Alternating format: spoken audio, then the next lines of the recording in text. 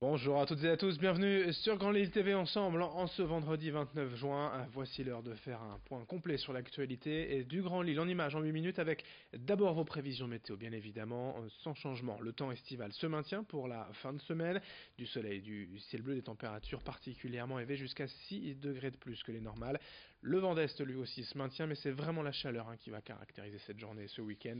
On aura jusqu'à 28 degrés d'annoncés à Lille aujourd'hui, idem demain et dimanche. La météo fait les prévisions complètes bien évidemment après ce journal. À la une, tout d'abord, de cette édition, l'actualité sociale après l'annonce mercredi de la liquidation judiciaire de l'usine Jean Cabi de Saint-André-les-Lilles par le tribunal de commerce de Lille Métropole. 242 salariés vont donc être licenciés. La question pour eux étant désormais de savoir avec quelles indemnités ils quitteront la société. Après pour certains plusieurs décennies de présence, l'usine de Saint-André est plus que centenaire, mais son activité devrait s'arrêter aujourd'hui. Jean Cabi était en redressement judiciaire depuis décembre dernier. La dernière offre de reprise prévoyait de conserver tout de même 122 salariés, mais elle n'a donc pas été acceptée. Hier matin, devant l'usine, les salariés ont distribué gratuitement quasiment 8 tonnes de saucisses, comme pour en finir le plus rapidement possible avec cette histoire. Explication d'un membre du comité d'entreprise au micro de Nicolas Lebrun. Les extérieurs, c'est sûr que bon, c'est gratuit, hein, c'est cadeau. Nous, l'objectif, c'est plutôt symbolique, c'est faire connaître nos produits, faire voir au grand public les produits qui vont disparaître et qui ne retrouveront plus dans les rayons. C'est une usine qui avait énormément de potentiel. Je m'explique, un carnet de commandes plein, un quasi-monopole sur le marché de la cocktail MDD.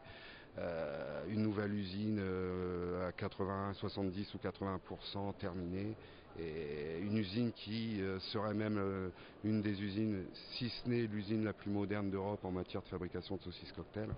Et c'est un énorme gâchis, quoi, il n'y a pas de mots. Autre actualité également cette semaine, les réactions suite à l'abandon, peut-être temporaire, du projet de tramway vers l'aéroport de Léquin. Pour rappel, c'était une annonce phare des assises de la mobilité de la MEL en mai, mais lors du dernier conseil communautaire, la délibération n'était plus au programme faute de consensus entre les élus, notamment entre la ville de Lille et la MEL. Aujourd'hui, le monde économique, à l'image de la CCI des Hauts-de-France, exprime au mieux sa déception, au pire sa colère de voir ainsi les élus régionaux tergiverser sur un tel projet. Pour le président de la Chambre régionale, Philippe Bourdin, le tramway en question permettrait de désengorger une partie de l'autoroute A1, mais aussi de créer un parc d'entreprises d'envergure au sud de la métropole lilloise. Explication au micro de Vincent Vieillard. On en est comme d'habitude nulle part. Ça fait 15 ans que rien n'avance concernant la thrombose routière dans cette métropole qui, si elle veut exercer ses fonctions de métropole, est obligée d'être fluide. Or, rien n'est fait. Le tramway, c'est un symbole du fait que rien n'avance jamais.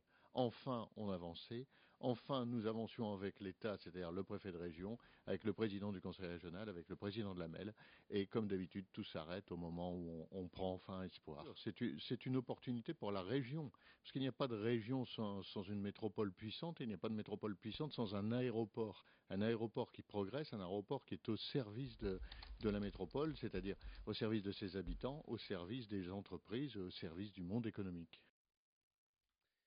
Dans l'actualité également, à propos du coup bien de cette belle météo, de ce beau soleil prévu pour les prochains jours, un message de prudence tout de même quant au risque de surexposition, notamment pour celles et ceux qui aiment aller préparer leur peau dans un centre de bronzage. Les dermatologues sont aujourd'hui très clairs, ils recommandent tout simplement de ne pas avoir recours à ces pratiques jugées addictives, en cause bien sûr les UV, les ultraviolets qui pénètrent la peau et peuvent déclencher des cancers. En réponse, les centres spécialisés ont tout de même réagi ces dernières années, notamment en adaptant les machines et leur puissance en fonction des types de peau et de la sensibilité de chacun. Mais le personnel donne aussi des conseils pour ne pas faire trop de séances et rester raisonnable. Explication avec une responsable de centre à Villeneuve-d'Ascq au micro de Xavier Silly. Donc en moyenne, si on doit parler d'un nombre de séances par an, on pourrait compter entre une trentaine de séances par an en moyenne. Selon les types de peau, ce sera plus ou moins. Après, c'est sûr qu'il faut éviter de s'exposer au soleil et aux UV le même jour. Interdiction de faire des UV tous les jours, c'est un délai de respecter tous les 48 heures, pas d'accélérateur, etc. C'est comme tout, c'est avec modération. Évidemment, certaines personnes en abusent et malheureusement, on n'a aucun contrôle là-dessus. Mais nous essayons quand même avec notre fichier client, en fait, interdire les personnes, du moins, de faire une séance quand elles sont venues la veille, etc. On les met en garde contre les précautions à prendre. On passe au sport, au football également dans ce journal avec la reprise de l'entraînement du LOSC. C'était mercredi au domaine de Luchin et la première conférence de presse du président Gérard Lopez et de l'entraîneur Christophe Galtier. Hier à midi, après une saison particulièrement délicate, les Lillois veulent évidemment faire mieux, mais sans afficher d'objectif cette fois. L'an dernier, le président avait évoqué la 5e place. Il s'en est bien gardé hier en espérant simplement finir le plus haut possible. Côté transfert, le mercato n'a pas encore démarré vraiment, mais les dirigeants recherchent un gardien, un défenseur, un milieu, un attaquant pour renforcer l'équipe. Plus d'autres joueurs évidemment en cas de départ.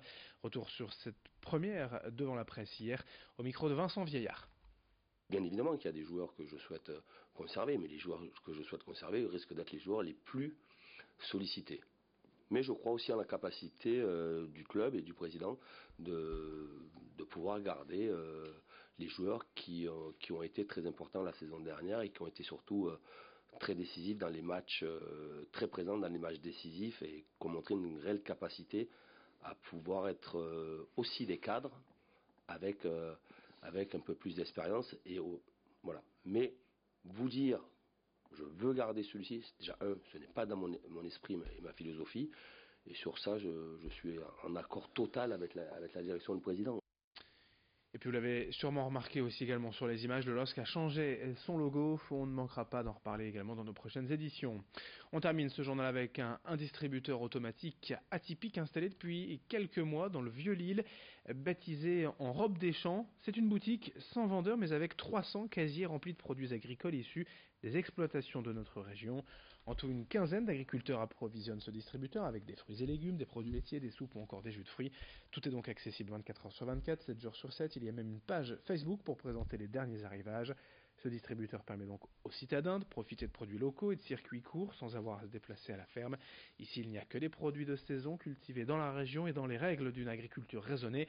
Présentation au micro d'Idil Gunaï. C'était un manque et une demande, je pense. Surtout dans la tranche 25-35 ans, là, moi je suis agréablement surpris comment les mentalités sont en train de changer. Et c'est eux, en fait, ces jeunes-là qui vont, je pense, revenir sur des bases saines et sur le bon sens, en fait. De savoir consommer local, parce que là, il n'y a que du local, et de saison, voilà. C'est-à-dire que le produit, il est de saison. Quand j'en ai, quand j'en ai plus, quoi. Voilà. Comme là en ce moment on a un trou avec les fraises parce que le temps est à la sec, donc on a un souci dans l'approvisionnement. Voilà. Fin de ce journal, merci à vous de l'avoir suivi. Dans un instant sur Grand Lille TV. La suite est dès le prochain quart d'heure, un nouveau point sur l'actualité. Très belle journée à toutes et à tous.